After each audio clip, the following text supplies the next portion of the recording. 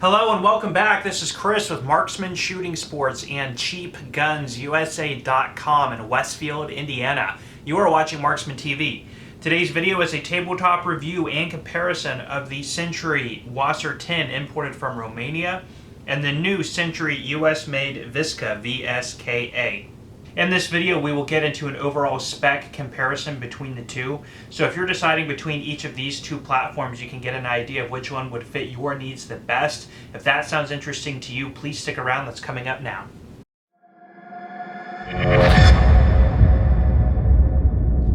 Okay, so I got both of the magazines out here so they fit better in frame, but let's go over some groundwork first. So what is the VSKA? So this is the new offering by Century Arms. It is 100% US made by Century. Now, per Century's marketing material, this came directly out of the Special Development Program for the US government, which was back in 2017. I guess it was an RFP or a solicitation for new rifle platform considerations to either supplement or replace, I guess, the M16 in military service, or to be issued to ancillary agencies as another option, standard issue military rifle. I don't know too much about that program. That's just based on my rudimentary search. But basically, Century Arms claims that they put this together to fulfill the needs of that program and got a lot of positive feedback from the military, and then now they're offering it to the civilian market, of course, in a semi-automatic configuration. So that is per Century's explanation that you can find online. So this seems to me to be an upgrade or replacement to the RAS-47, which actually was pretty much a commercial flop, which we'll get into, and I'll show you some parts that kind of get into that. But this is basically marketed as a heavier, refined, and reinforced AKM variant on, of course, a stamped receiver, and of course 100% US made. So we'll get into all those details as I go through the spec comparisons. And really the WASR 10 is a good standard point for comparison because they do come in at about the same price point of around $700. A lot of people are very familiar with the WASR 10, and it really does, in my opinion, the VSKA is sort of a reinforced or updated version of the WASR. Now, that doesn't necessarily mean it's a replacement. The WASR is going to continue, in my opinion, to have a lot more place in the market, especially as an imported rifle, which I still really like the concept of, but we'll also move through that as well. So let's get into the specs of these rifles. So both of these do have a 16¼ barrel, and the VSKA does come in an overall length of 35 inches, and then per my measurements, the WASR was just a hair longer at 35¼ inches. Now, being offered as a reinforced or heavier duty AK platform, of course, the obvious question is how much more does it weigh than the standard AKM? So let's go ahead and find that out. So the WASR 10 with an unloaded magazine, there is no ammunition here, comes in at about 7 pounds and 2.3 ounces. If you could, I know there's a glare on the screen there, 7 pounds, 2.3 ounces. So the VSKA, again, with an unloaded magazine, I'll go ahead and set that on here. And we're looking at 7 pounds, 13 ounces. So we are about 11 ounces heavier, or close to a full pound heavier. And I know there's a glare there here. I'm using my hand to block that out. You can see the screen. Okay, so let's go ahead and talk about the barrels. And of course, I still have the Century WASR 10 right up here at the top. So as mentioned, this does have a 16¼ barrel, and this is chrome lined and cold hammer forged. It does have a 14x1 left-hand thread pitch, just like the VSKA does down here. Now this does have a bayonet lug, and of course you can run a cleaning rod through here if you want to have one of those on here as well. The front sight base is a little bit thinner profile. The gas block is a traditional AKM or AK 45-degree angle, and you can just see the components on here are quite a bit smaller and less substantial, not as bulky as down here on the VSKA. So the VSKA also has a 14x1 left-hand thread pitch. They both come with the just sort of slant brake, traditional AKM muzzle brake here on the front, which of course you can remove and thread on any type of other muzzle device you please. Now on both, the windage and elevation can be adjusted up here at the front with a sight tool for gross elevation changes, and of course your windage changes, you will need a sight tool to assist with that. For your gradual elevation changes, of course, it's handled on the rear sight, which we'll get to in a minute. The VSKA down here at the bottom does have a chromoly 4150 barrel and is also chrome lined. So moving into the fore ends, these are both the furniture set on both are US made and they are maple. They can be replaced with any standard mil-spec furniture, of course Yugoslavian pattern will not fit because it's a little bit elongated with the 3 vent holes. But any of your other traditional AKM furniture from essentially any country will fit on either one of these. Now, this does have a palm swell bulge right up here in the front like you get on a Bulgarian or a Polish pattern, which actually I like. It feels a lot better. Now, a lot of the updates on this wood furniture is that it's not as durable or substantial as you would find on a military counterpart. So, for example, on the WASR 10s, a lot of people would have preferred, myself included, that they actually imported these with the original Romanian wood on them, but Century went the route of wanting them to look nicer and cleaner and more of like a sporting look. So they went this route, and of course for the most people who will be purchasing these, they're just going to be shooting them on sort of in range conditions.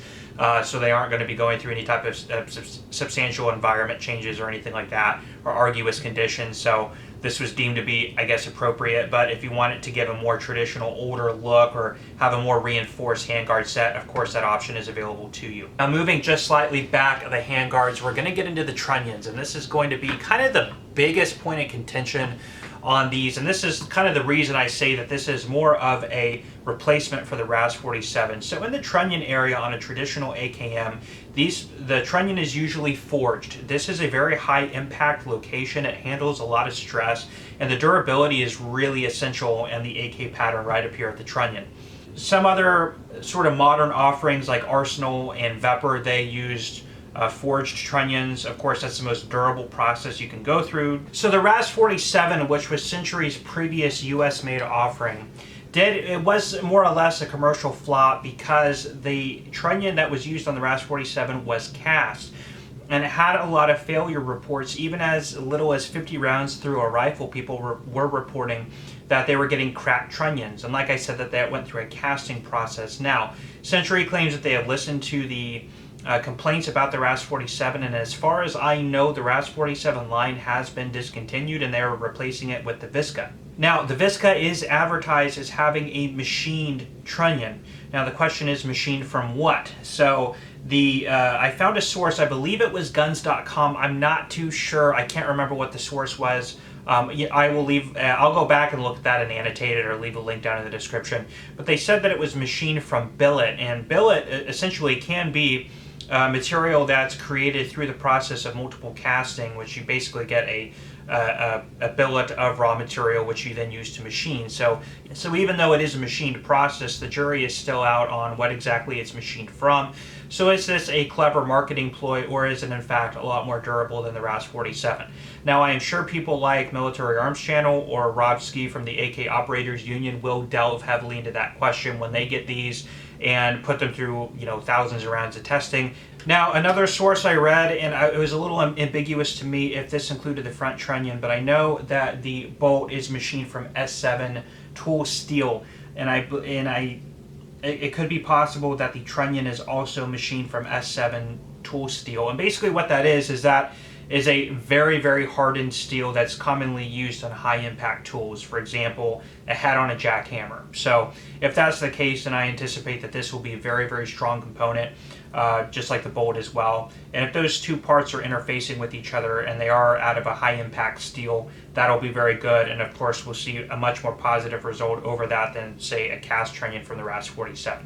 Now, the receivers on both the WASR 10 and the RAS-47 are stamped and properly heat treated. The rivets on both look excellent. Now, keep in mind, this is actually made by Cougar in Romania and imported by Century. This one is actually made by Century. So it is their, again, 100% US made. So again, just on my cursory inspection, I mean, everything on here looks great. It's very smooth, operable, and actually a very nice build and construction, very much similar to the WASR 10. Now, there are a couple standard differences that you'll see on the receiver and receiver components. For example, you do have a little cutout notch and the safety selector here on the VSKA that can hold the bolt open to the rear. You do have a little T-handle down here on your magazine release, so the paddle down here is larger and more substantial, easier to get to, especially if you're wearing gloves or something like that. But one advantage on the WASR over the VSKA is there is an accessory rail over here on the left-hand side of the receiver. So if you do want to run any type of optic or anything like that, you do have that mounting bracket available to you, which you do not have on the VSKA. Both of the pistol grips on both are polymer. They are exactly the same, sort of a Russian AK style, very thin and US made. Now, both of these do have a magnesium phosphate or military parkerized style finish to them. Kind of a rough texture, but very nice and durable in both cases. And one other note is the VSKA does have a reinforced nitro-carburized 4140 steel bolt. Now, so the triggers in both of these are the Century Arms Rack 1 enhanced trigger group with a double hook. And again, you do have that in both of these options. Now, I did go ahead and weigh the triggers on both, and the VSKA did come in at about a pound heavier. Now, there could be many variants and reasons for that. Both of these are brand new. It's not like the WASR's been worn in or anything. So I will go ahead and show you that on the trigger gauge real fast. So here's the WASR. And it's right at 3 pounds 8 ounces. And we'll go ahead and do the VSKA.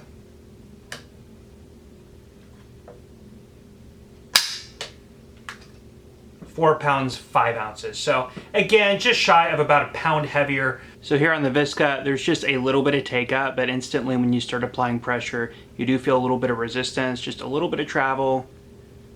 And right there is the brake, showing you the reset. Right there's your reset, right into a brake again. Show you that one more time. Reset, brake. They're at about 4 pounds. Again, this is the same trigger on the WASR, so I'm not going to run through that again over there. So the buttstocks on both of these is American-made maple. Of course, you have your full-length standard AKM buttstock here on both of these options with a little sling swivel down here at the bottom. These are, again, pretty much identical. You do have a metal butt plate on the end of both as well.